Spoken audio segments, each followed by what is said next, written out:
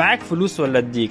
كلمة سمعتها انا و3/4 المكفوفين ان ما كانش كلهم. اسف نسيت اسلم عليكم. انا مصطفى محمود وده فيديو جديد من فيديوهات نقولها ازاي. معلش اصل الموضوع يضايق شوية. فكرة ان الشخص الكفيف هو شخص محتاج دايما للمساعدة المادية هي فكرة بتكون مهينة في بعض الاحيان، وده مش معناه ان الناس لما بتعمل كده بيكون قصدها حاجة وحشة، بالعكس ده بيكون نوع من حسن النية والشهامة المصرية الجميلة المعروفة. لكن خليك فاكر ان الشخص الكفيف ده ممكن يكون معاه فلوس اكتر من اللي معاك بكتير، وممكن يكون شايل ايفون بتفاحة وانت لسه معاك التليفون ابو زراير.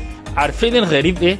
ان انا كل ما يكون معايا فلوس كتير الناس تعرض عليا وتقول الكلام ده، ولما بكون في اخر الشهر الناس كلها بتكون شكلها في اخر الشهر وما بتعرضش عليا حاجة. على العموم ما تحرجش حد وسيبه يصرف اموره المادية مع نفسه، ولو عايز تعمل حركة جدعنة ممكن تدفعله الفلوس من غير ما تقوله، لكن يا ريت ما تديلوش الفلوس في ايده ابدا. سيبكم انتم من الكلام ده بقى.